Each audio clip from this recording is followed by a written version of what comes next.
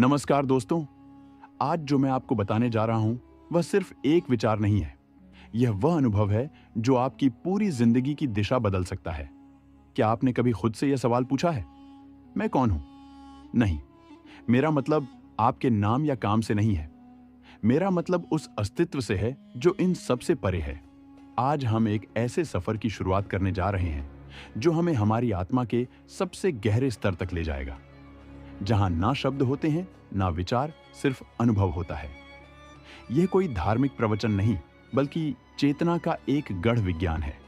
अगर आप इसे अंत तक समझते हैं तो यह जीवन को बदल सकता है। लेकिन वीडियो में आगे बढ़ने से पहले आपसे एक छोटी सी विनती है।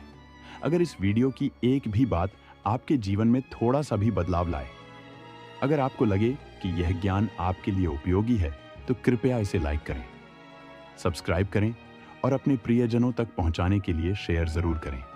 आपका एक लाइक और सब्सक्राइब हमारे लिए केवल एक क्लिक नहीं, बल्कि आपका आशीर्वाद है जो हमें और भी बेहतरीन ज्ञान आपके लिए लाने की प्रेरणा देगा।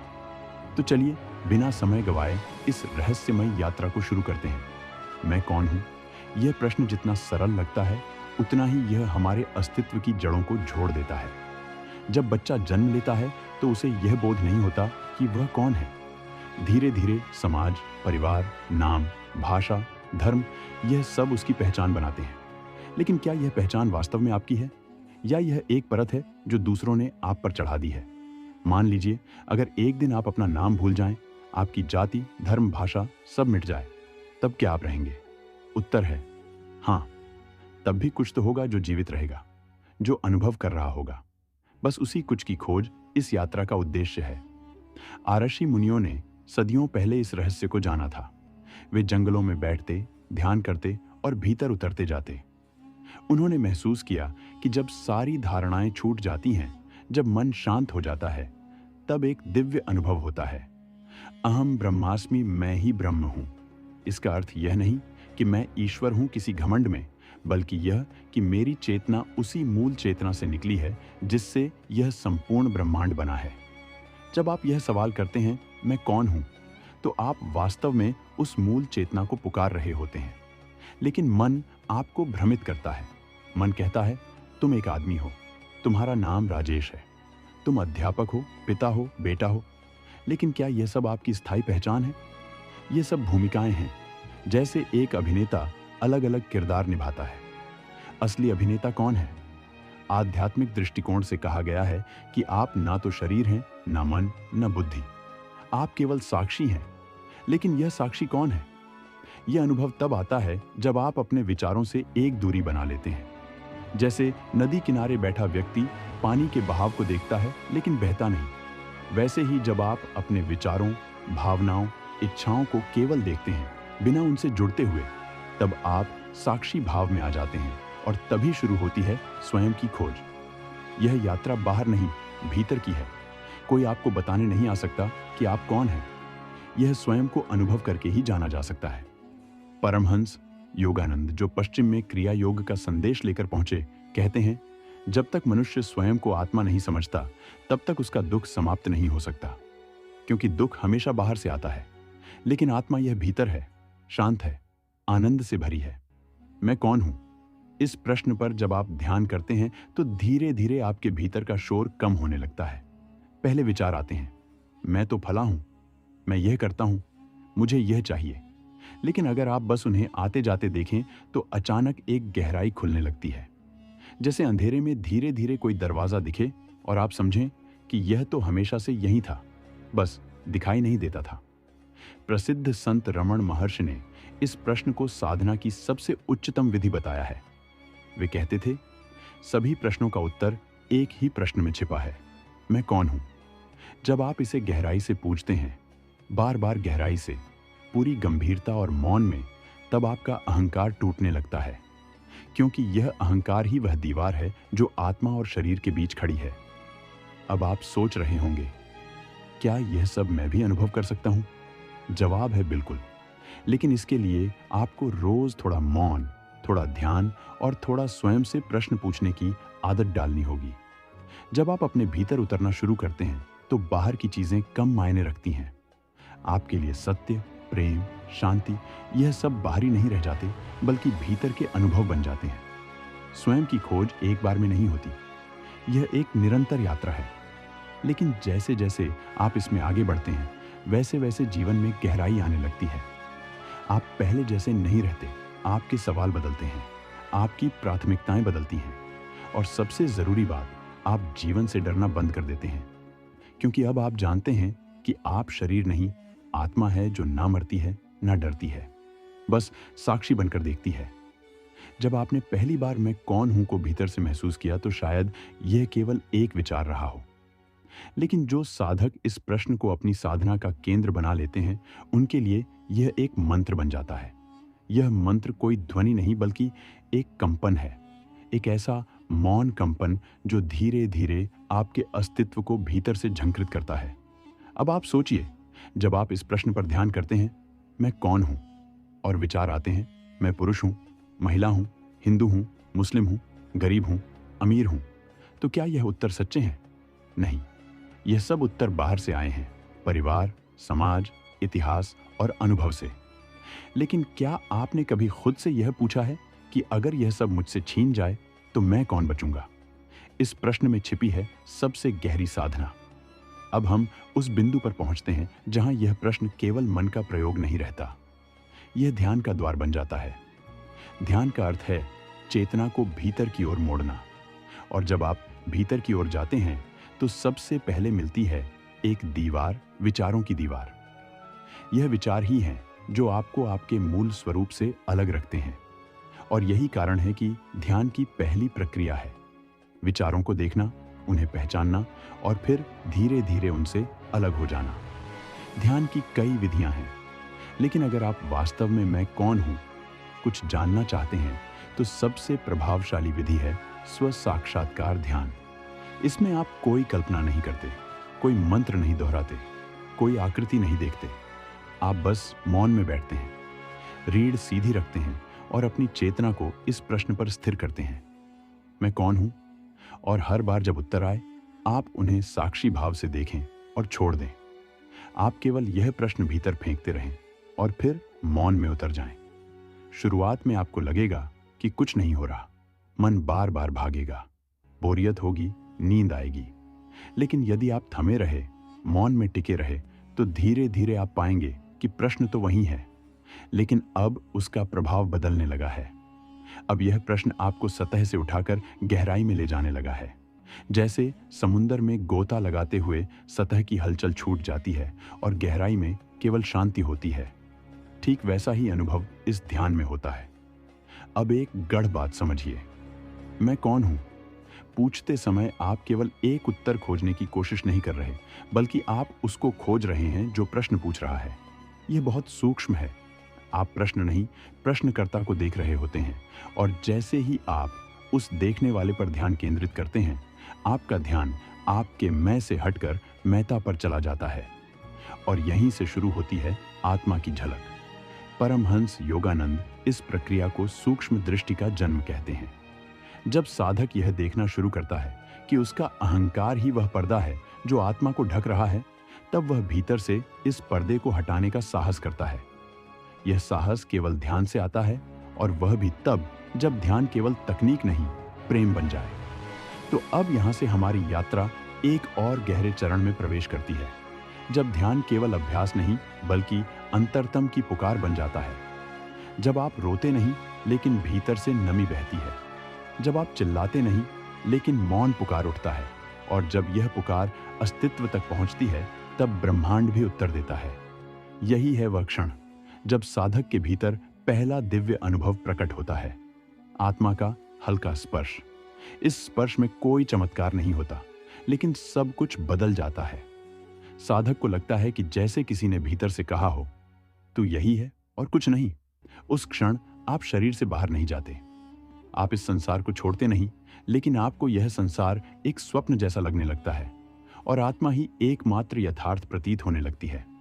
इस अवस्था को अहंकार के पतन की शुरुआत कहते हैं।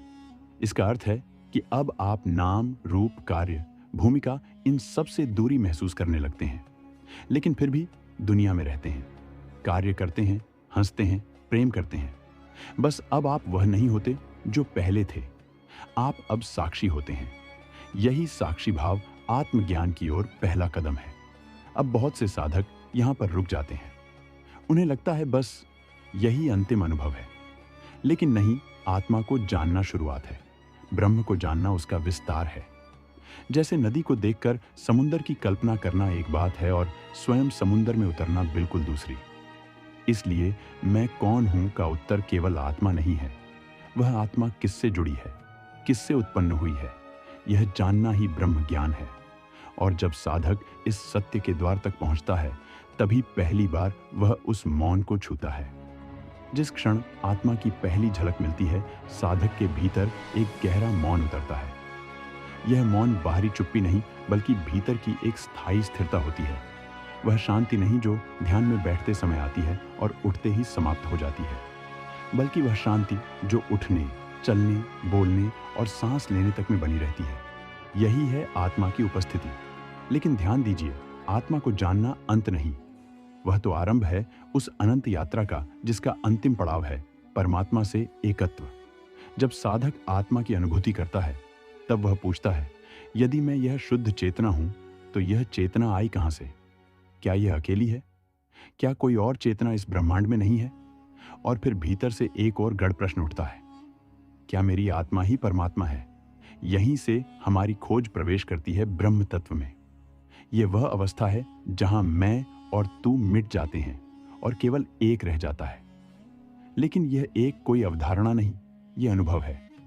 और इस अनुभव तक पहुंचने के लिए साधक को अपने भीतर की चेतना को इतना पारदर्शी बनाना होता है कि वह परम चेतना को प्रतिबिंबित कर सके। अब यहाँ परमहंस योगानंद की एक अद्भुत व्याख्या सामने आती है। वे कहते हैं, ब्रह्म को पाने के लिए तुम्हें पहले अपनी चेतना को उसकी भाषा में ढालना होगा। ब्रह्म मौन है, इसलिए तुम्हारा मन मौन हो।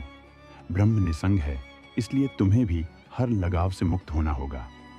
ब्रह्म निराकार है, इसलिए तुम्हारी पहचान भी शरीर के रूप से परे जानी चाहिए। यह कोई आसान कार्य नहीं है। साधक के भीतर गहराई तक जड़ जमाए हुए अहंकार, इच्छाएं, आदतें बार बार उसे उसकी पुरानी पहचान में खींच लाते हैं। लेकिन जो साधक हर बार उठता है, हर बार अभ्यास करता है, हर बार स्वयं से पूछता है, क्या यह मैं हूं? वह धीरे धीरे ब्रह्म की ओर अग्रसर होता है। अब इस ब्रह्म की अनुभूति का मार्ग क्या है? यह मार्ग केवल ध्यान या केवल तपस्या का नहीं है। यह मार्ग है पूर्ण समर्पण और पूर्ण सजगता का संगम। समर्पण का अर्थ है भीतर से यह स्वीकार कर लेना कि मैं कुछ नहीं जानता, और सजगता का अर्थ है हर क्षण अपने विचारों, भावनाओं, प्रतिक्रियाओं और संवेदनाओं को साक्षी भाव से देखना। जब यह दोनों एक साथ होते हैं, तो चेतना में एक विशेष प्रकार की गहराई उत्पन्न होती है जो ब्रह्म को आकर्षित करती है। परमहंस योगानंद इस स्थिति को दिव्य आकर्षण कहते हैं। जैसे लोहे को चुंबक खींचता है, वैसे ही शुद्ध चेतना ब्रह्म को खींचती है। ब्रह्म कभी दूर नहीं होता, लेकिन हमारी चेतना मैली हो तो वह प्रतिबिंब नहीं बनता। जैसे गंदे जल में सूर्य का प्रतिबिंब स्पष्ट नहीं होता, वैसे ही विकृत चेतना में ब्रह्म की अनुभूति नहीं होती। अब एक और रहस्य को जानिए। जब साधक इस अवस्था के पास पहुंचता है, तो उसे दो प्रकार की अनुभूतियां होती हैं। एक है प्रकाश की और दूसरी है नाद की। प्रकाश वह दिव्य दीप्ति है जो शरीर से नहीं, आत्मा से देखी जाती है। यह प्रकाश न किसी रंग का होता है, न किसी आकार का, लेकिन यह सब कुछ होता है। और नाद व ध्वनि जो बिना स्रोत के होती है, जो कभी सुनी नहीं गई पर सुनाई देती है। प्रकाश और नाद दोनों मिलकर चेतना को ब्रह्म की ओर खींचते हैं। यह वही अवस्था है जिसे योगानंद ने अंतः साक्षात्कार कहा है। आत्मा जब स्वयं को देखती है और उसी क्षण ब्रह्म को भी देखती है। अब यहाँ एक प्रश्न उठता है, क्या यह अनुभव केवल ध्यान में होता है? नहीं। एक बार यह अनुभूति हो जाए तो फिर वह ध्यान तक सीमित नहीं रहती। वह आपके व्यवहार, वाणी, दृष्टि, स्पर्श और यहाँ तक कि आपकी उपस्थिति में भी उतर जाती है। अब आप किसी से बात नहीं करते, बल्कि आपकी उपस्थिति ही संवाद बन जाती है। अब आप किसी को प्रेम नहीं करते, बल्कि आप स्वयं प्रेम बन जाते हैं। यही है ब्रह्मानुभूति। लेकिन ध्यान रखिए, यह अनुभव स्थायी नहीं होता जब तक आपकी चेतना पूरी तरह स्थिर ना हो जाए। इसलिए साधक को बार बार इसी मार्ग पर लौटना होता है। जितना गहराई से यह अनुभव होता है, उतना ही उसे भीतर साधना की आवश्यकता होती है। अब प्रश्न यह है, क्या इस भ्रम को केवल अनुभूति से जाना जा सकता है, या फिर उसे पूरी तरह जी भी सकते हैं और वही क्षण होता है जब मैं कौन हूं का अंतिम उत्तर जन्म लेता है। लेकिन यह उत्तर तब पूर्ण होता है जब साधक उसे केवल समझता नहीं बल्कि जीना शुरू करता है। जब साधक की चेतना ब्रह्म की अनुभूति से स्पर्श पाती है, तब वह केवल अनुभव तक सीमित नहीं रह जाता। वह धीरे धीरे उस अनुभव को जीना शुरू करता है। यही वह मोड़ है जहां ज्ञान अभ्यास में बदलता है और अनुभूति जीवन शैली में यह कोई साधारण परिवर्तन नहीं होता। यह पूरी जीवन दृष्टि को बदल देने वाली घटना होती है। वह साधक अब संसार में रहकर भी संसार में नहीं होता। वह कार्य करता है पर परिणामों में बंधता नहीं। वह संबंध निभाता है पर उनसे चिपकता नहीं। वह बोलता है पर मौन की भाषा में। यहां हम प्रवेश करते हैं उस अवस्था में जिसे योगानंद ब्रह्ममय जीवन कहते हैं। यह वह जीवन है जिसमें साधक की हर क्रिया, हर भावना और हर विचार ब्रह्म की प्रेरणा से संचालित होते हैं। यह एक गहन आध्यात्मिक विज्ञान है जिसे केवल ध्यान करके नहीं बल्कि हर क्षण अपने स्व के प्रति सजग रहकर जिया जा सकता है। जब आप इस स्थिति में पहुंचते हैं तो आप अचानक पाते हैं कि जो समस्याएं पहले पहाड़ की तरह लगती थीं, अब वे धूल की तरह उड़ने लगी हैं। डर जो पहले आपके निर्णयों को नियंत्रित करता था, अब पिघल गया है। इच्छाएं जो पहले आपको चलाती थी, अब आप उन्हें साक्षी भाव से देखते हैं। इस साक्षी भाव की जड़ में छिपा है एक रहस्य। वह यह कि आप स्वयं को अब केवल एक व्यक्ति के रूप में नहीं देखते बल्कि एक चेतना के रूप में अनुभव करते हैं, जो इस शरीर, नाम और भूमिका के माध्यम से व्यक्त हो रही है। यहां एक गहरा प्रश्न फिर उठता है, क्या हम ब्रह्म को जानकर संसार से भाग जाते हैं, या फिर क्या ब्रह्म की अनुभूति हमें संसार से गहराई से जोड़ देती है?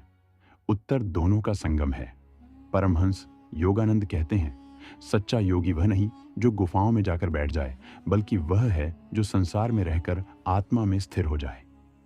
जब साधक भ्रम को जान लेता है तो वह भागता नहीं बल्कि अब वह संसार को ईश्वर की दृष्टि से देखने लगता है।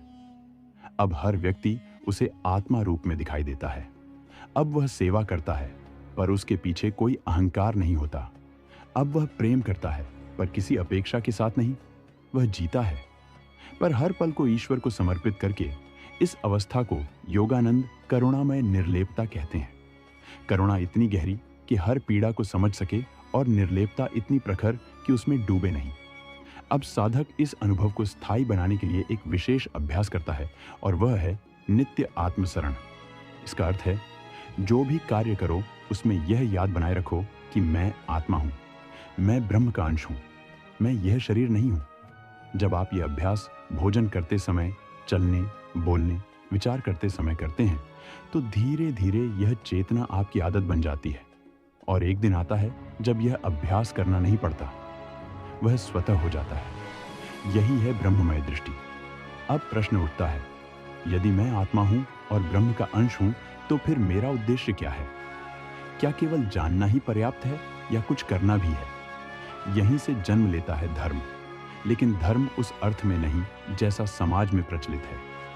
पूजा पाठ, कर्मकांड या बाहरी रिवाजों में नहीं, बल्कि उस स्वधर्म में जिसका अर्थ है अपने आत्मिक स्वभाव के अनुसार जीना। जो भीतर से प्रेममय है उसका धर्म है प्रेम करना। जो भीतर से सेवा में आनंद पाता है उसका धर्म है सेवा करना। जो भीतर से मौन को जानता है उसका धर्म है मौन को बांटना। जब आत्मा अपने स्वधर्म को जान लेती है तो वही जीवन उसका साधना बन जाता है। अब वह किसी अलग स्थान या समय पर ध्यान नहीं करता, बल्कि जीवन स्वयं ध्यान बन जाता है। हर कार्य पूजा बन जाता है। हर सांस एक मंत्र की तरह चलती है। हर रात ईश्वर की गोद में विश्राम बनती है। अब आप देखिए, जहां पहले मैं कौन हूं केवल एक बौद्धिक प्रश्न था, अब वह जीवन का केंद्र बन चुका है। अब यह प्रश्न बार बार नहीं उठता, क्योंकि उत्तर हर क्षण आपके भीतर गूंजता रहता है। यह उत्तर शब्दों में नहीं होता, बल्कि चेतना में स्पंदित होता है। लेकिन यह अंतिम अवस्था नहीं है। ब्रह्म को जानना और उसे जीना, यह दोनों अद्भुत पड़ाव है, परंतु इससे भी परे कुछ है। परमहंस योगानंद कहते हैं, जब साधक ब्रह्म में स्थिर हो जाता है तब ईश्वर उसे अपने भीतर खींचने लगता है। और यही है वह अवस्था जहां आत्मा केवल भ्रम को नहीं जीती बल्कि भ्रम ही बन जाती है, जहां मैं समाप्त हो जाता है और केवल वह रह जाता है। जब साधक उस बिंदु तक पहुंचता है जहां मैं मिटने लगता है और केवल वह शेष रह जाता है, तब वह जीवन के उस रहस्यमय द्वार के सामने खड़ा होता है जिसे अद्वैत अनुभव कहा गया है।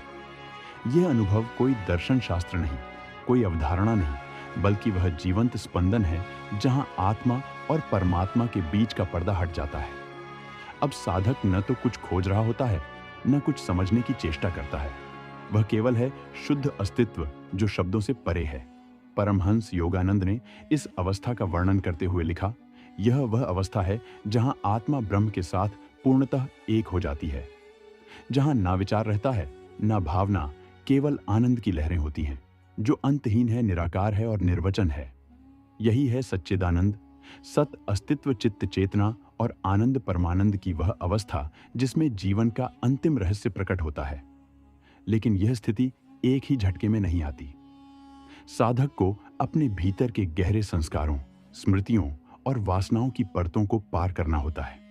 यह आसान नहीं होता क्योंकि इन परतों में हमारी अस्मिता जमी होती है। मैं ये हूं, मैं वह हूं, मैं अच्छा हूं, मैं बुरा हूं। इन सबको धीरे धीरे धोना पड़ता है, जैसे कोई चित्रकार पुराने रंगों को मिटाकर नई रचना शुरू करता है। यहां एक बहुत गहरा अभ्यास काम आता है जिसे योगानंद आत्म प्रेक्षण की अग्नि कहते हैं। इसका अर्थ है अपने भीतर की हर प्रतिक्रिया को देखना, बिना भागे, बिना छुपाए और बिना खुद को दोष दिए। जब आप ईर्ष्या महसूस करते हैं, देखिए। जब आप अहंकार में डूबते हैं, देखिए। जब भय उठता है, उसे भी देखिए। ये देखना ही साधना है। यही वह अग्नि है जो इन विकारों को जलाकर शुद्धता को जन्म देती है। जब यह अग्नि कार्य करती है तो धीरे धीरे मैं की सीमाएं पिघलने लगती है। आप अब खुद को केवल एक नाम, एक शरीर या एक सोच के रूप में नहीं देखते। आप अब हर चीज में स्वयं को देखने लगते हैं। पेड़ की पत्तियां हवा में लहराती हैं और आपको लगता है जैसे आपके भीतर कुछ हिल गया। पक्षी गाते हैं और लगता है जैसे वह गीत आपके भीतर से निकल रहा है। कोई रोता है और आपकी आंखें भीग जाती हैं, क्योंकि अब कोई दूसरा बचा ही नहीं। यह अद्वैत की शुरुआत है, लेकिन यहां एक गहराई और है। जब आप सब कुछ में स्वयं को देखने लगते हैं, तब अहंकार एक नया रूप ले सकता है। वह कहता है, मैं सब कुछ हूं और यहां खतरा है। इसलिए योगानंद बार बार चेतावनी देते हैं कि अद्वैत की यात्रा में विनम्रता सबसे बड़ा कवच है। जब आप मैं को सब कुछ में अनुभव करते हैं, तब साथ ही यह समझना जरूरी है कि वह मैं आपकी सीमित पहचान नहीं, बल्कि शुद्ध ब्रह्म स्वरूप है। वह न आपके प्रयास से प्रकट हुआ है, न आपके अधिकार में है। वह तो सदा से था, आप बस जाग गए। जब यह जागृति स्थायी हो जाती है तो ध्यान अब क्रिया नहीं रहता, वह आपकी स्वाभाविक स्थिति बन जाती है। यह ठीक वैसा ही है जैसे कोई व्यक्ति तैरना सीखता है। पहले उसे हाथ पैर चलाने पड़ते हैं, बार बार डूबने का डर रहता है, लेकिन जब तैरना आ जाता है तो वह पानी में सहज हो जाता है। ध्यान भी ऐसा ही है। आरंभ में प्रयास है, तकनीक है, अभ्यास है, लेकिन जब आप ब्रह्म में स्थित हो जाते हैं तो ध्यान अपने आप घटित होता है। अब यहाँ एक अनोखा अनुभव आता है जिसे योगानंद ने नाभिकीय मौन कहा। यह वह मौन है जो केवल बाहरी शांति नहीं, बल्कि आंतरिक पूर्णता से जन्मा है। इस मौन में कोई विचार नहीं, कोई इच्छा नहीं, कोई भविष्य या भूत नहीं, केवल एक शुद्ध उपस्थिति है जिसमें ब्रह्म स्वयं को अनुभव करता है। यह वह अवस्था है जहां आप स्वयं से बाहर नहीं जाते, बल्कि स्वयं के सबसे भीतर उतरते हैं। वहां न कोई शब्द है, न कोई रूप, केवल शुद्ध ऊर्जा है, शुद्ध प्रेम है, शुद्ध चेतना है। और वही चेतना धीरे धीरे हर क्षण को दिव्यता से भर देती है। अब आप चलते हैं और वह चलना भी ध्यान बन जाता है। आप मुस्कुराते हैं और वह मुस्कान ब्रह्म का प्रसाद बन जाती है। आप देखते हैं और हर दृश्य ईश्वर की लीलामय अभिव्यक्ति लगती है। पर इस सब के बीच एक रहस्य अभी बाकी है। अगर मैं समाप्त हो गया तो फिर कौन जी रहा है, कौन अनुभव कर रहा है, कौन यह आनंद ले रहा है? यह प्रश्न कोई बौद्धिक पहेली नहीं, बल्कि उस अंतिम द्वार की कुंजी है जिसके पार केवल शून्य है। ना कुछ जानने को, ना कुछ कहने को, केवल अस्तित्व है। निर्वचन, अपरिभाष्य, अज्ञेय और केवल शून्य शेष रह जाता है। उसी शून्य की ओर बढ़ते हुए साधक के भीतर एक नई अनुभूति जन्म लेती है। जब वह यह अनुभव करता है कि वह केवल शरीर, मन या भावनाएं नहीं है, वह शुद्ध चेतना है, तब एक नई यात्रा शुरू होती है। यह यात्रा उस पार की है जहां शब्द चुप हो जाते हैं, विचार रुक जाते हैं और समय जैसे ठहर जाता है। अब साधक उस अंतिम द्वार पर आ खड़ा होता है, जिसे परमहंस योगानंद ने शून्य का सिंह द्वार कहा। पर यह शून्य कोई नकारात्मक शून्यता नहीं है। यह वह शून्य है जहां से सब कुछ उत्पन्न होता है। यह ब्रह्मांड का मूल स्रोत है, जहां ना कोई इच्छा बचती है, ना कोई संकल्प, केवल एक असीम मौन बना रहता है। योगानंद ने इसे मौन की आत्मा में प्रवेश कहा है, एक ऐसी अवस्था जहां ईश्वर स्वयं को स्वयं में निहारता है। यह समझना आवश्यक है कि यह शून्यता किसी भागने या खालीपन का अनुभव नहीं है, बल्कि यह पूर्णता का चरम रूप है। जब साधक सब कुछ से मुक्त हो जाता है, विचारों से, व्यक्तित्व से, समय से, यहां तक कि ब्रह्म के विचार से भी, तब जो शेष रह जाता है वही शून्य है। यही निर्विकल्प समाधि है। लेकिन यहां तक पहुंचने में सबसे बड़ा अवरोध हमारा स्वयं को जानने का प्रयत्न ही बन सकता है, क्योंकि जब तक आप स्वयं को जानना चाहते हैं, तब तक आप अलग हैं ज्ञाता और छेय। लेकिन अंतिम अवस्था में यह दोनों विलीन हो जाते हैं। न जानने वाला रहता है, न जिसे जाना जाए। केवल अनुभव शेष रह जाता है, जो स्वयं भी एक अनुभव से परे है। जैसे नदी बहते बहते सागर में समा जाती है। अब कोई यह नहीं कह सकता कि यह जल नदी का है या सागर का। वैसे ही साधक उस परम स्थिति में विलीन हो जाता है। अब वह मैं नहीं रहता जो कह सके मैं अनुभव कर रहा हूं। अब केवल अस्तित्व बचता है। इस अवस्था का कोई वर्णन संभव नहीं, क्योंकि जो बचता है वह भाषा से परे है। फिर भी संत महात्मा और योगी उस स्थिति की ओर संकेत करते आए हैं। गौतम बुद्ध ने उसे निर्वाण कहा, अद्वैत वेदांत ने उसे तुर्यातीत और योगानंद ने उसे गॉड बियॉन्ड गॉड कहा, यानी वह ईश्वर जो आपके ईश्वर के विचार से भी परे है। अब साधक के जीवन में एक अभूतपूर्व परिवर्तन आता है। जहां पहले वह अनुभव करने के लिए ध्यान करता था, अब ध्यान स्वयं उसके जीवन का स्वभाव बन जाता है। वह अब कहीं जाने की चेष्टा नहीं करता, कुछ पाने की लालसा नहीं रखता। वह जहां है वहीं ईश्वर के साथ है। यहां तक कि सांस लेना भी ईश्वर के साथ एक संवाद बन जाता है। ऐसे में साधक की दृष्टि बदल जाती है। वह अब किसी को अच्छा या बुरा नहीं कहता, वह किसी से तुलना नहीं करता। वह जो देखता है उसमें केवल ब्रह्म का नृत्य देखता है। जीवन की हर घटना, चाहे वह सुखद हो या दुखद, उसे भीतर तक स्पर्श करती है, लेकिन वह उसमें फंसता नहीं। वह हर क्षण को उसकी संपूर्णता में जीता है, क्योंकि वह जानता है कि यही अंतिम सत्य है, यही ईश्वर है। पर क्या यह अवस्था स्थायी रहती है? क्या यह केवल कुछ विरलों के लिए है? योगानंद कहते हैं नहीं, यह हर आत्मा की जन्मजात स्थिति है। हम सब इस दिव्यता के उत्तराधिकारी हैं, लेकिन हमारे भीतर जमा हुआ अज्ञान, वासनाएं और अहंकार हमें इससे दूर रखते हैं। जब हम इन्हें धीरे धीरे हटाते हैं, तब यह चेतना प्रकट होती है, जैसे सूरज बादलों के पीछे से निकल आए। यहां पर एक बिंदु और बहुत महत्वपूर्ण है। इस शून्य में स्थिर रहने के लिए केवल ध्यान ही नहीं, बल्कि प्रेम और सेवा भी उतने ही आवश्यक हैं। क्योंकि जब आप इस शून्यता में स्थापित हो जाते हैं, तब आपकी करुणा स्वतः प्रस्फुटित होती है। अब आप केवल आनंदित होकर अकेले नहीं बैठते। अब आप संसार में उतरते हैं, लेकिन स्वयं को उसमें खोए बिना। अब आप जीवन को जिए बिना उसके केंद्र से डिगे नहीं रहते। यह वही अवस्था है जिसे गीता में कहा गया, स्थित प्रज्ञस्य का भाषा समाधस्थस केशव।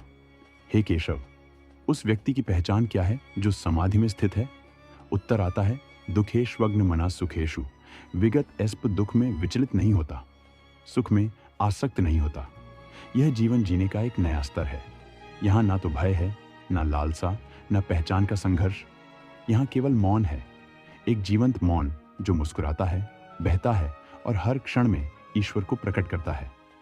अब प्रश्न आता है, क्या यह स्थिति केवल ध्यान से संभव है?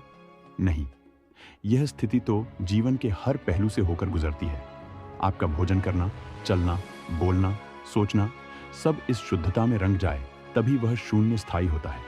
जब हर सांस में आप मैं कौन हूं का उत्तर खोजते हैं, तब आप शून्य में बसने लगते हैं। और यही वह बिंदु है जहां साधक वास्तव में देखता है कि मैं कौन हूं का उत्तर कोई शब्द नहीं है। वह तो एक मौन स्थिति है जहां प्रश्न भी गल जाता है और उत्तर भी। जब साधक उस शून्यता में स्थिर हो जाता है जहां विचार शांत हो जाते हैं, अहंकार गल जाता है और केवल मौन बचता है, तो भीतर से एक अनुभव प्रकट होता है जो शब्दों में नहीं समा सकता।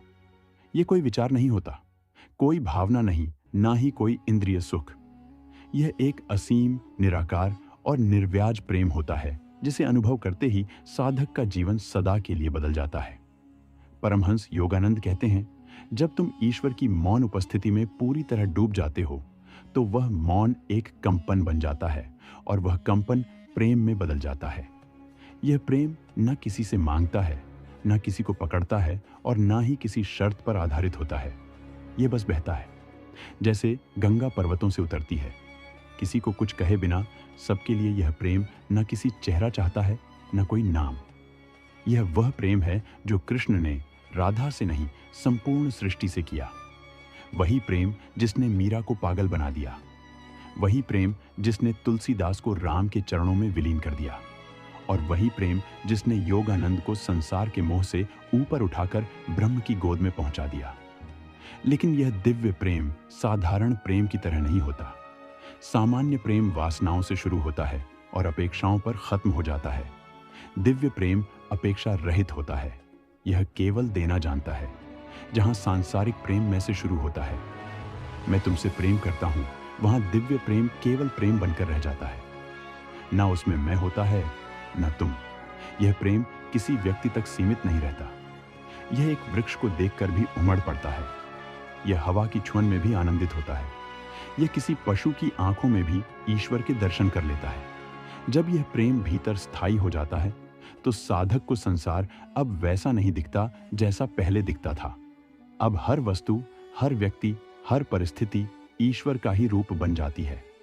अब प्रश्न उठता है, यह दिव्य प्रेम आता कहां से है? योगानंद बताते हैं कि यह प्रेम हमारे भीतर पहले से विद्यमान है, लेकिन वह हमारी वासनाओं, लालसाओं और अज्ञान के पर्दों में छिपा हुआ है। जब हम ध्यान के माध्यम से, सेवा के माध्यम से और मौन के माध्यम से इन पर्दों को हटाते हैं, तो यह प्रेम स्वतः फूट पड़ता है। जैसे बादल छनते ही सूरज निकल आता है। इस प्रेम में डूबा साधक अब जीवन से डरता नहीं। उसे मृत्यु भी एक प्रेम पूर्ण मिलन लगती है, जैसे कोई लंबे समय बाद अपने प्रियतम से मिलने जा रहा हो।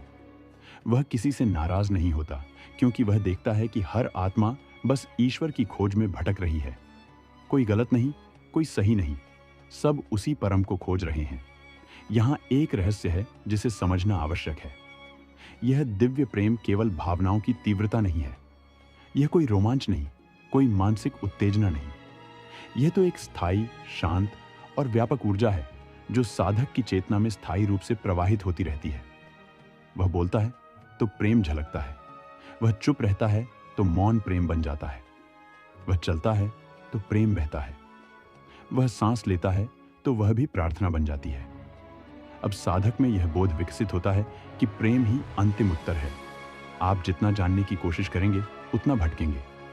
लेकिन जब आप केवल प्रेम करते हैं, ना किसी के लिए, ना किसी कारण से, तो आप उसी क्षण ईश्वर को पा लेते हैं।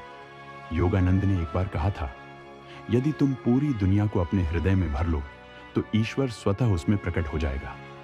दिव्य प्रेम में डूबा व्यक्ति अब किसी बाहरी प्रमाण की तलाश नहीं करता। उसे अब किसी गुरु, किसी किताब या किसी बाहरी संकेत की आवश्यकता नहीं, क्योंकि अब परम गुरु उसका अंतरात्मा प्रेम बनकर बोलने लगता है। लेकिन यहां एक और चुनौती होती है। यह प्रेम किसी परीक्षा के बिना नहीं आता। ईश्वर यह देखना चाहता है कि तुम केवल उसके आनंद में डूबने के लिए आए हो, या तुम्हारी कोई छिपी अपेक्षा भी है। इसलिए कभी वह तुम्हें मौन दे देगा, कभी खालीपन, कभी संघर्ष, कभी प्रतीक्षा। और यदि तुम इन सब में भी प्रेम करते रहो, तो जान लो कि तुम उस परम अवस्था के समीप पहुंच चुके हो। यह प्रेम तुम्हें रोने देगा, लेकिन वह रोना भी मीठा होगा। वह पीड़ा भी आनंदपूर्ण होगी। यह प्रेम कभी कभी तुम्हें अकेला कर देगा, क्योंकि अब सामान्य लोग तुम्हें नहीं समझ पाएंगे। लेकिन वह अकेलापन भी ईश्वर के आलिंगन जैसा लगेगा। अंततः यह प्रेम किसी सिद्ध में बदलता है।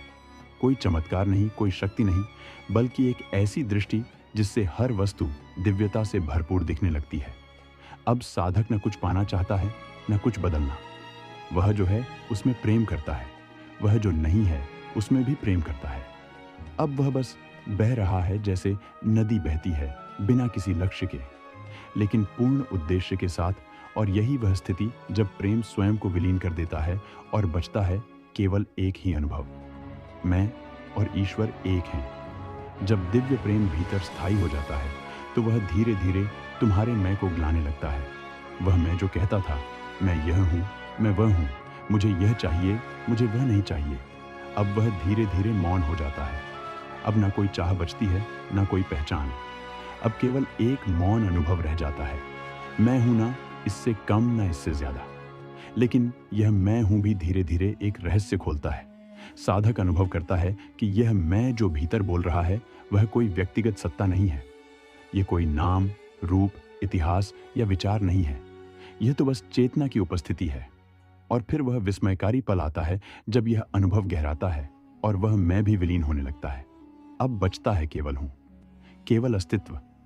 अब कोई दावा नहीं कि मैं कौन हूं, बल्कि केवल यह बोध कि कुछ है और वह सब कुछ है। परमहंस योगानंद इस अवस्था को कहते हैं परम एकत्व। यह वह स्थिति है जहां साधक केवल आत्मा नहीं रह जाता, वह स्वयं परमात्मा में लय हो जाता है। जैसे लहर समुद्र में समा जाती है।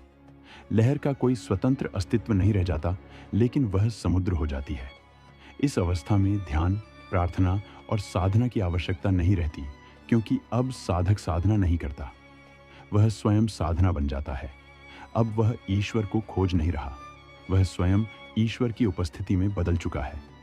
इस स्थिति को कबीर ने यूं कहा, जब मैं था तब हरि नहीं, अब हरि है मैं नाही, सब अंधियारा मिट गया, दीपक देखा माही।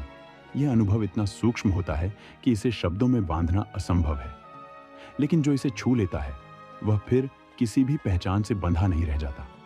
अब वह पुरुष हो या स्त्री, हिंदू हो या मुसलमान, ज्ञानी हो या भक्त, सब भ्रम मिट जाते हैं। बचती है केवल एकता।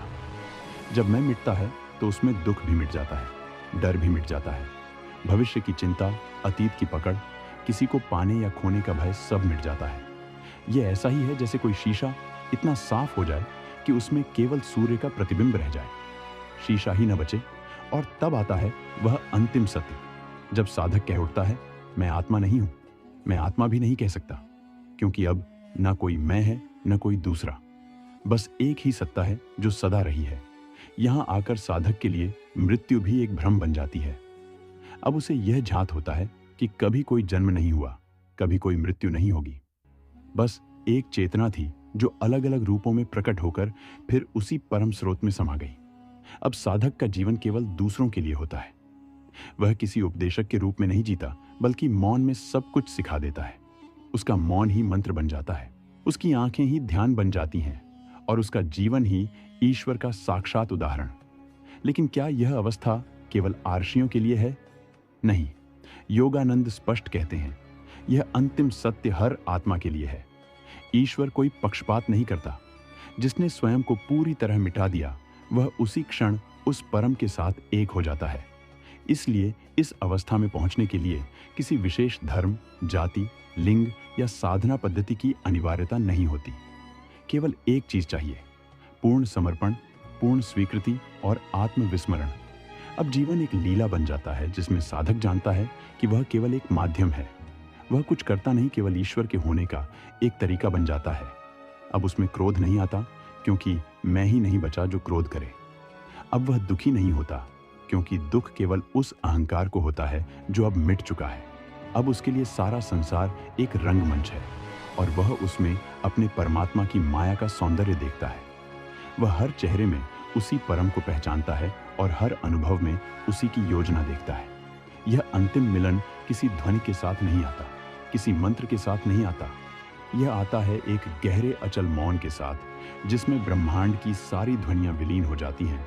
और यही मौन वही अगला द्वार है जहां आत्मा अब केवल परमात्मा नहीं बनती, बल्कि साक्षी बनती है उस स्रोत की जहां से सारा अस्तित्व उत्पन्न हुआ। जब साधक मैं को पहचान लेता है और फिर मैं का भी विसर्जन कर देता है, तब वह उस अनुभव में प्रवेश करता है जिसे साक्षी भाव कहा जाता है। यह कोई मानसिक कल्पना नहीं होती, यह एक ठोस निर्विचार और सतत उपस्थिति होती है, जहां साधक अपने शरीर, मन, विचार और भावनाओं को बिल्कुल स्पष्टता से देखता है, लेकिन उनसे जुड़ता नहीं। साक्षी भाव का अर्थ है भीतर बैठा हुआ एक देखने वाला जो सब कुछ देख रहा है, जान रहा है, परंतु उसमें उलझ नहीं रहा। जैसे किसी शांत झील के किनारे बैठा कोई व्यक्ति लहरों को देखता है, पर उनमें डूबता नहीं। साधक अपने भीतर की हर लहर, क्रोध, प्रेम, भय, अभिलाषा, संदेह, शांति को देखता है और मुस्कुरा देता है। यही वह अवस्था है जहां ज्ञान और अज्ञान, प्रकाश और अंधकार, सही और गलत, सब द्वैत समाप्त होने लगते हैं। अब वह केवल देखता है, ना प्रतिक्रिया करता है, ना निर्णय देता है। यही योगानंद की वह दृष्टि है जहां परम स्वतंत्रता जन्म लेती है। अब साधक जानता है कि वह शरीर नहीं है, क्योंकि वह शरीर को देख रहा है। वह मन नहीं है, क्योंकि वह विचारों को आते जाते देख रहा है। वह भावनाएं नहीं है, क्योंकि वह भीतर उठती हर भावना को देख रहा है बिना डूबे। तो फिर वह क्या है? वह एक मौन साक्षी है जो न कभी पैदा हुआ, न कभी मरेगा।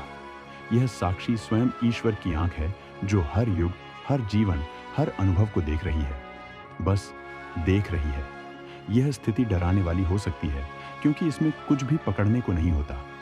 कोई नाम, कोई परिचय, कोई आदत, कोई संबंध, सब छूट जाते हैं। लेकिन यही परम शांति की शुरुआत होती है। रावण महर्षि ने इसी साक्षी भाव की ओर इशारा करते हुए कहा, यदि तुम देख सकते हो कि यह मेरा विचार है तो तुम विचार नहीं हो। यदि तुम देख सकते हो कि यह मेरा शरीर है तो तुम शरीर नहीं हो। जो देख रहा है वही तुम हो। इस साक्षी भाव में बैठकर जब साधक संसार को देखता है तो उसे वही दृश्य अलग ढंग से दिखने लगते हैं। अब वह जानता है कि सब कुछ आता है और चला जाता है। सुख आता है, चला जाता है, दुख आता है, चला जाता है, विचार आते हैं, चले जाते हैं। शरीर जवान होता है, फिर बूढ़ा होता है और अंततः नष्ट हो जाता है। लेकिन जो नहीं जाता, जो हर अनुभव में एक जैसा रहता है, वही साक्षी, वही तुम हो। यहां आकर ध्यान एक तकनीक नहीं रह जाता, बल्कि स्वाभाविक स्थिति बन जाती है। अब तुम्हें ध्यान करना नहीं होता, तुम्हारा पूरा जीवन ध्यान बन जाता है। भोजन करते हुए, चलते हुए, बोलते हुए, मौन में हर क्षण तुम केवल देख रहे होते हो, और इस देखने की शक्ति इतनी प्रचंड होती है कि वह स्वयं बंधनों को खोल देती है। तुम अब किसी चीज से बंधे नहीं रहते, न विचारों से, न इतिहास से, न भविष्य की योजनाओं से। साक्षी भाव कोई निष्क्रियता नहीं है, बल्कि यह पूर्ण जागरूकता की स्थिति है। अब तुम हर चीज को पूरे होश से देख रहे हो, और यह देखना इतना शुद्ध, इतना पारदर्शी हो जाता है कि वस्तुएं अब वैसी नहीं दिखती जैसी पहले लगती थी। एक साधारण फूल अब केवल फूल नहीं दिखता, उसमें ईश्वर का स्पर्श दिखने लगता है। एक बच्चा अब केवल शोर करने वाला प्राणी नहीं लगता, उसमें आत्मा की मासूम उपस्थिति दिखती है। एक दुखद घटना अब त्रासदी नहीं लगती, उसमें भी एक गहरा पाठ छिपा होता है जिसे साक्षी समझता है। लेकिन यह अवस्था केवल एक अभ्यास से नहीं आती, यह आती है लगातार जागरूकता से। जब तुम हर क्षण, हर प्रतिक्रिया, हर विचार के प्रति सजग रहते हो, जब तुम अपने भीतर उठने वाले हर आवेग को पकड़ते हो और पूछते हो, क्या यह मैं हूं? और जब बार बार यह उत्तर आता है, नहीं, यह मैं नहीं हूं, तो धीरे धीरे केवल साक्षी रह जाता है। इस साक्षी को कोई छू नहीं सकता, कोई मार नहीं सकता, कोई नष्ट नहीं कर सकता। यह नश्वर नहीं है, यही तुम्हारा शुद्ध, अपरिवर्तनीय स्वरूप है। अब तुम केवल अपने भीतर नहीं हो, अब तुम हर जगह हो। यह वही अवस्था है जिसे गीता में कृष्ण ने अर्जुन को समझाया। जो ना हर्ष में हर्षित होता है, ना दुख में दुखी, वही योगी है। तो क्या अब यही अंतिम पड़ाव है? नहीं। जब साधक साक्षी भाव में स्थिर हो जाता है, तब एक और गहन अनुभव प्रकट होता है, साक्षी का भी विसर्जन। यह वह क्षण होता है जब देखने वाला भी चला जाता है और केवल मौन रह जाता है। ना कोई दृष्टा, ना कोई दृश्य, ना कोई विचार, केवल अस्तित्व की एक अनुपम, अव्यक्त, निराकार स्थिति। यह अवस्था बौद्धों के शून्यता के सिद्धांत के समान है, जिसे निर्वाण कहा गया, और योगियों के लिए यह है परब्रह्म, वह जो शब्दों से परे है। यहां तक कि मैं हूं की भावना भी विलीन हो जाती है। अब तुम ना पुरुष हो, न स्त्री, न विचार हो, न भावना, न शरीर हो न आत्मा। अब तुम कुछ नहीं हो, पर यही कुछ नहीं, सब कुछ है। ये कोई नकार नहीं है, ये परम स्वीकृति है, जहाँ कोई धारा नहीं है, कोई गति नहीं है, कोई पहचान नहीं है, केवल मौन का अनंत विस्तार है। और यह मौन भयावह नहीं, अपितु प्रेममय होता है। इसमें कोई संघर्ष नहीं, कोई तलाश नहीं, क्योंकि अब तलाश करने वाला ही नहीं बचा। परमहंस योगानंद ने इसे एक दिव्य शून्यता कहा, जहां साधक ईश्वर से भी परे चला जाता है, क्योंकि ईश्वर भी एक अनुभव है, एक संबंध है। लेकिन यहां संबंध भी विलीन हो जाते हैं। यह स्थिति किसी गुफा में जाकर नहीं आती, यह भीतर की गहराई में उतरने से आती है, जब तुम सब कुछ छोड़ने को तैयार हो जाते हो। यहां तक कि खुद को भी तभी यह शून्यता प्रकट होती है। लेकिन यह शून्यता कोई खालीपन नहीं है, यह वह आकाश है जिसमें सब कुछ घटता है। यह वह मौन है जिसमें सृष्टि की हर ध्वनि उठती और विलीन होती है। यह वह चेतना है जिसमें ब्रह्मांड जन्म लेता है और समाप्त होता है। जो इस शून्यता को एक बार भी छू लेता है, वह जीवन भर बदल जाता है। वह अब किसी नाम, किसी कर्म, किसी उद्देश्य से नहीं बंधता। वह अब करता है, लेकिन करता नहीं है। वह अब जीता है, लेकिन जीने की लालसा से मुक्त हो जाता है। यह वही स्थिति है जिसे उपनिषदों ने कहा, नेति नेति, यह भी नहीं, वह भी नहीं। जब सब उत्तर चुप हो जाएं, तब जो शांति बचती है वही तुम हो। रामकृष्ण परमहंस ने कहा था, एक दिन साधक सब कुछ जान लेता है, फिर ईश्वर भी छोटा लगने लगता है। तब वह स्वयं में स्थित हो जाता है। वहां कोई द्वार नहीं, कोई देवता नहीं, कोई प्रार्थना नहीं, वहां केवल मौन है। यह अवस्था सुनने में रहस्यमयी लगती है, पर इसमें प्रवेश करना संभव है। इसका द्वार कोई मंदिर, ग्रंथ या गुरु नहीं, बल्कि तुम्हारा मौन है। जब तुम बैठते हो और स्वयं को खोने के लिए तैयार होते हो, तब यह शून्यता धीरे धीरे तुम्हें अपने में समेटने लगती है। ध्यान की यह अंतिम अवस्था कुछ पलों के लिए भी यदि घट जाए, तो वह जीवन भर तुम्हें बदल देती है। अब तुम किसी विचारधारा, किसी धर्म, किसी सिद्धांत के नहीं होते, तुम अस्तित्व के हो जाते हो। अब जीवन एक उत्सव बन जाता है, ना किसी लक्ष्य के लिए, ना किसी परिणाम के लिए, बस जीने के लिए। अब मृत्यु भी एक मित्र जैसी लगती है, क्योंकि तुम जानते हो तुम ना कभी जन्मे थे, ना कभी मरोगे। इस शून्यता में ना ज्ञान है ना अज्ञान, केवल मौन है। और यही मौन अंतिम उत्तर है उस प्रश्न का जो हमने सबसे पहले पूछा था, मैं कौन हूं? अब उत्तर यह नहीं कि मैं आत्मा हूं या मैं ईश्वर हूं। अब उत्तर है, कोई उत्तर नहीं है, क्योंकि अब प्रश्न ही समाप्त हो गया है। अब कोई मैं नहीं बचा जो पूछे, और कोई उत्तर नहीं बचा जिसे दिया जाए। अब केवल मौन है। अब क्या यही पूर्णता है? क्या अब यात्रा समाप्त हो गई? नहीं। जब साधक शून्यता की उस अवस्था में स्थिर हो जाता है जहां मैं भी नहीं बचता, तब एक नई अनुभूति जन्म लेती है, आनंदमय मौन। ये कोई साधारण मौन नहीं है, ना ही यह किसी विरक्ति या अलगाव का मौन है। यह तो ऐसा मौन है जो भीतर से फूटता है, जैसे कोई पुष्प खिल रहा हो, बिना आवाज के, लेकिन उसकी सुगंध हर ओर फैल रही हो। इस मौन में कोई प्रयत्न नहीं है, न ध्यान करने की जरूरत है, न छोड़ने की। सब कुछ स्वतः घटने लगता है। मन जैसे एक पारदर्शी दर्पण बन जाता है, जिसमें संसार के सभी रंग झलकते हैं और उसमें कुछ भी अटकता नहीं। अब साधक फिर से उसी संसार में लौटता है। परिवार, कार्य, समाज सब वही है, लेकिन अब दृष्टि बदल गई है। अब वह हर व्यक्ति में ईश्वर को देखता है, हर घटना में ब्रह्म की लीला को पहचानता है। अब कोई भी बात उसे भीतर से हिला नहीं सकती, क्योंकि वह जानता है कि साक्षी मौन उसकी वास्तविक पहचान है। रावण महर्षि ने कहा था, जब तुम जान लेते हो कि तुम कर्म करता नहीं हो, तब कर्म भी पूजा बन जाता है। अब साधक करता है, लेकिन करता नहीं है। वह अब कुछ भी करते हुए भीतर से शांत और मौन रहता है।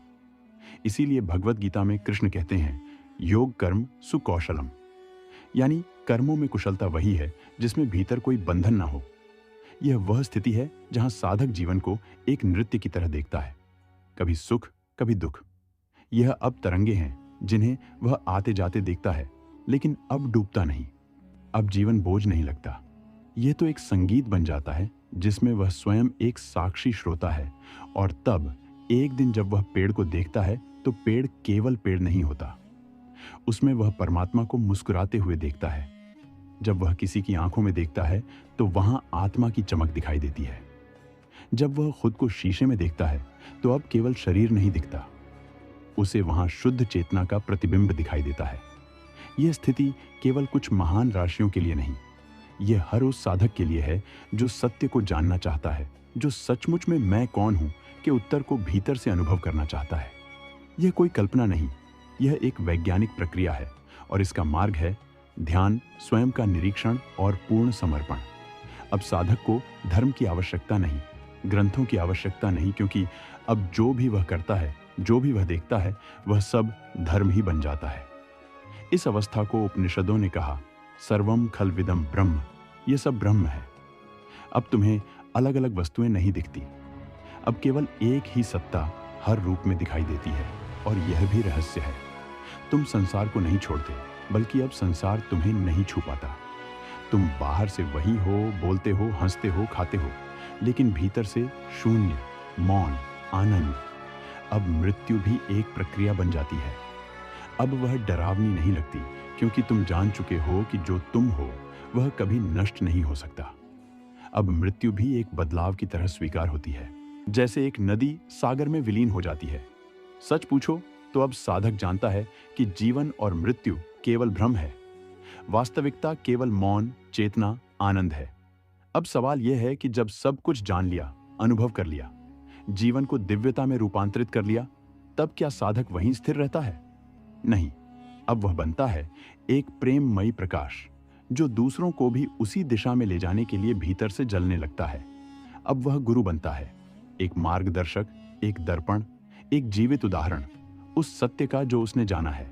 जब साधक मौन, शून्यता और चेतना की स्थिति में स्थिर हो जाता है तो एक अगला रहस्य स्वयं प्रकट होता है, और वह है प्रेम का रहस्य। यह प्रेम किसी आकर्षण, मोह या रिश्तों पर आधारित नहीं होता। यह ऐसा प्रेम होता है जिसमें कोई वांछा नहीं, कोई अपेक्षा नहीं, कोई दूसरा नहीं। यह वह प्रेम है जो परम मौन से उपजता है, ठीक उसी प्रकार जैसे कमल कीचड़ से ऊपर निकलकर खिलता है। साधक भी संसार की गहराइयों से ऊपर उठकर एक दिव्य सौंदर्य में प्रकट होता है, और उसका हृदय एक प्रेममयी सूर्य की तरह हर ओर प्रकाश फैलाने लगता है। अब वह दूसरों को सुधारने का प्रयास नहीं करता, न उपदेश देता है, न कोई दार्शनिक भाषा बोलता है। अब उसकी मौन उपस्थिति ही परिवर्तन ले आती है। रामकृष्ण परमहंस जब मौन बैठते थे तो जो भी उनके पास आता वह रो पड़ता। क्यों? क्योंकि वह प्रेम के स्पर्श को अनुभव करता था। वह प्रेम जो परमात्मा के सीधे संपर्क से पैदा होता है। अब साधक हर आत्मा को अपने ही विस्तार के रूप में देखने लगता है। अब जब वह किसी दुखी को देखता है तो उसमें भी ईश्वर की करुणा देखता है। जब वह किसी हत्यारे को देखता है तो जानता है कि वह आत्मा अब अंधकार में खो गई है, लेकिन उसमें भी वही परम सत्ता सो रही है। अब कोई भी साधक के लिए पराया नहीं रह जाता। अब कोई भी घटना उसे विचलित नहीं करती, क्योंकि वह जान चुका है जो कुछ है वही ईश्वर है, और यही है प्रेम। अब यह प्रेम केवल भावनाओं में नहीं रहता, वह उसकी दृष्टि में, उसकी चाल में, उसके हर स्पर्श में, हर शब्द में प्रकट होने लगता है। अब वह यदि किसी बच्चे को देखता है तो मुस्कुराता है, क्योंकि उसमें ब्रह्म की मुस्कान दिखाई देती है। अब वह किसी पेड़ को देखता है तो झुक जाता है, क्योंकि वह जानता है कि उसमें भी वही चेतना धड़क रही है। और अब जब वह दर्पण में खुद को देखता है तो केवल शरीर नहीं, केवल विचार नहीं, बल्कि उसे वही भ्रम दिखाई देता है जिसे वह हर आत्मा में पहचान रहा है। और तब वह प्रश्न जो बचपन से भीतर गूंज रहा था, मैं कौन हूं, अब उत्तर बन जाता है। मैं वही हूं जो सब में है। अब यह कोई बौद्धिक उत्तर नहीं रहा, अब यह जीता जागता अनुभव है। अब साधक जान चुका है कि उसे कोई धर्म, कोई नाम, कोई जाति, कोई पहचान परिभाषित नहीं कर सकती। अब उसे केवल एक ही पहचान है, साक्षी, प्रेम, प्रकाश। और इसी प्रेम के कारण वह फिर लौटता है संसार में, लेकिन अब अलग उद्देश्य से। अब वह दूसरों को बदलने नहीं, बल्कि उन्हें याद दिलाने आता है कि वे कौन हैं। अब वह बच्चों को देखता है और उनकी मासूम आंखों में आत्मा की शुद्धता को पहचानता है। अब वह बुजुर्गों की झुकी पीठ में वर्षों की साधना का भार देखता है।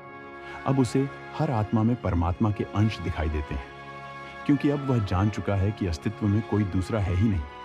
अब केवल एक ही चेतना हर जगह खेल रही है, और यह खेल प्रेम का है। यही अंतिम अनुभव बनता है साधक की साधना का सार, कि वह प्रेम के सागर में डूब गया है। अब वह केवल पूछता नहीं, मैं कौन हूं? अब वह स्वयं उत्तर बन चुका है। उसकी मौन उपस्थिति, उसकी मुस्कान, उसकी आंखें, अब वह सब कुछ उस दिव्य उत्तर का जीवंत रूप है। जब भीतर प्रेम जागता है तो वह केवल एक भावनात्मक अनुभव बनकर नहीं रहता, वह एक जिम्मेदारी बन जाता है।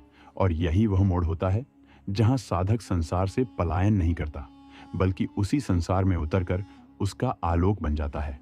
अब वह जान चुका है कि हर आत्मा पीड़ित है, कोई मोह में, कोई भय में, कोई अज्ञान में। अब वह दूसरों को छोटा, अधूरा या अधम नहीं समझता। अब वह जानता है कि हर आत्मा अपने पने स्तर पर उसी शाश्वत प्रश्न से गुजर रही है, मैं कौन हूं? और इसलिए अब उसका हृदय करुणा से भर जाता है। गौतम बुद्ध की आंखों में जो करुणा थी, वह किसी विचार से नहीं आई थी। वह उस बोध से आई थी कि हर जीव जन्म मरण के चक्र में फंसा है और वह चाहता है मुक्त होना। सच्चा साधक अब यही अनुभव करता है।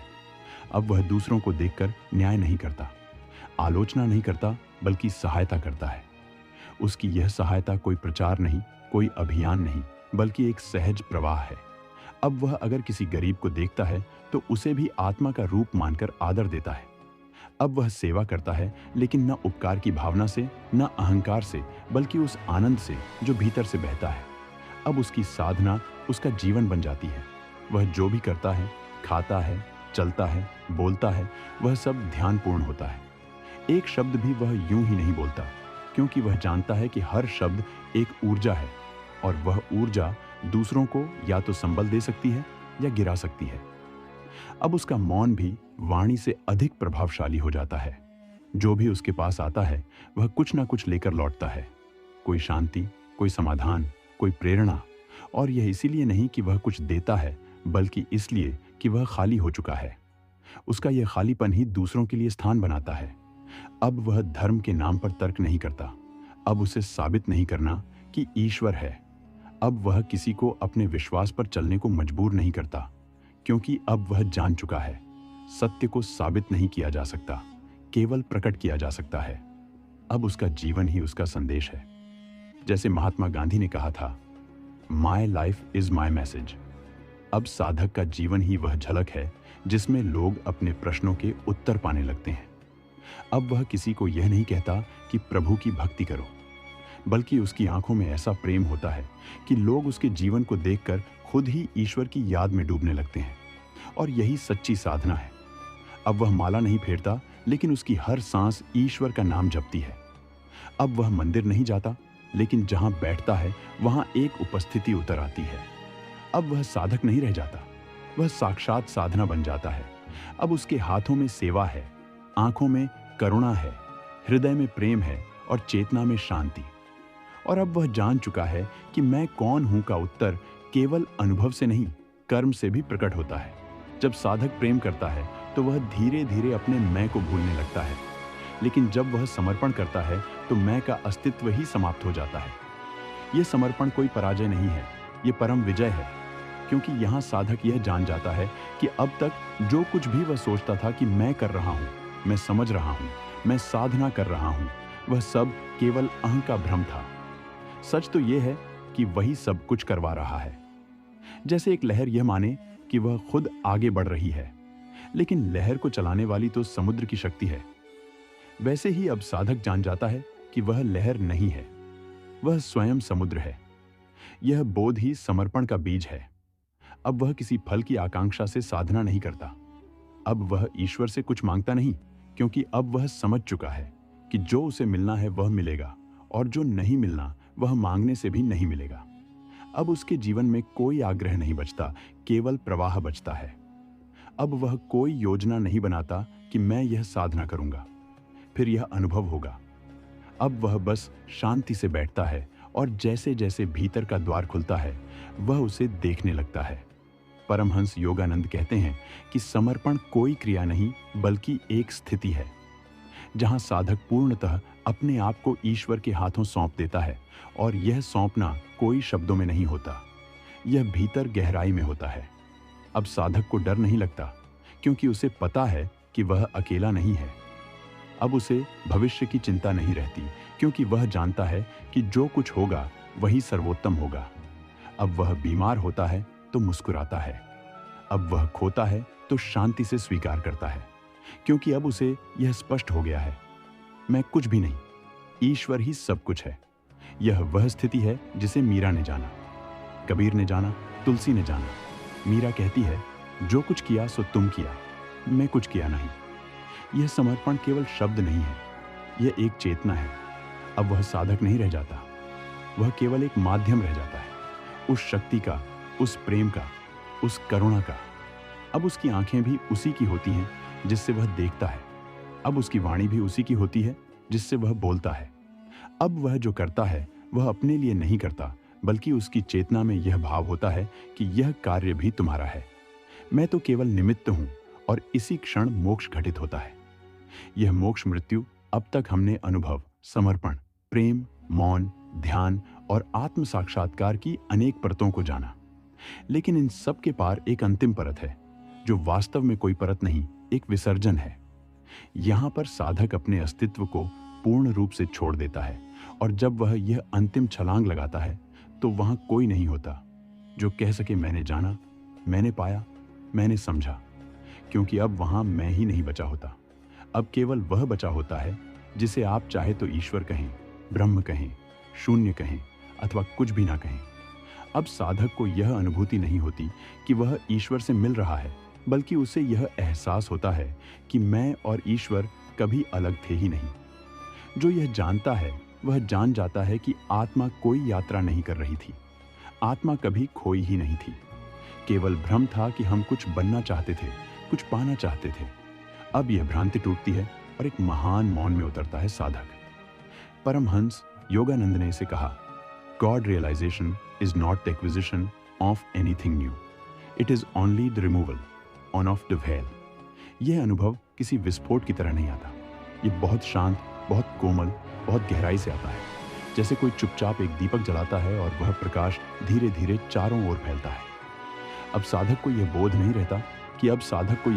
रहता कि मैं ध्यान कर रहा हूँ, मैं खोज रहा हूँ, मैं अनुभव कर रहा हूँ। अब कोई क्रिया नहीं होती, केवल घटना होती है, और यह घटना इतनी गहन होती है कि वह सब कुछ मिटा देती है। विचार, समय, पहचान, शरीर, मन, अहंकार और अंततः स्वयं मैं का बोध भी जो बचता है वह शुद्ध सत्ता है। वह सत्ता जो ना जन्म लेती है न मरती है। वह सत्ता जो किसी धर्म की सीमा में नहीं बंधती, किसी नाम से पहचानी नहीं जाती। अब जो देख रहा है वही देखा जा रहा है। अब कोई भेद नहीं रह जाता। अब आप न साधक हैं, न खोजी, न योगी, न भक्त, न ज्ञानी। अब आप केवल हैं, और इस होने में ही सारी मुक्ति है। अब जीवन और मृत्यु एक हो जाते हैं। अब सारा संसार आप में समा जाता है। अब समय रुक जाता है, क्योंकि आप स्वयं समय से परे हो जाते हैं। और तब अंततः आत्मा मौन में कहती है, मैं कौन हूं?